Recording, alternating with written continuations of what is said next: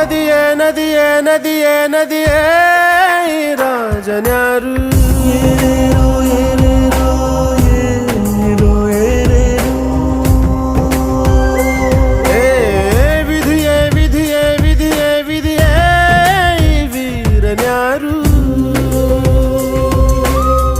ಒಂದೂರಿನಲ್ಲಿ ಒಬ್ಬ ಪರಾಕ್ರಮಿ ರಾಜ ಇದ್ದ ರತಿಯಂಥ ರಾಣಿಯೊಡನೆ ರಾಜ್ಯಭಾರ ಮಾಡುತ್ತಿದ್ದ ತಾನು ತನ್ನ ಪ್ರಾಣನೇ ಪಣವಾಗಿರಿಸಿ ಕಾಪಾಡೋ ಶಾಂತಿ ದೂತನ ಹಾಗೆ ಅವ ಹೆಸರಾದ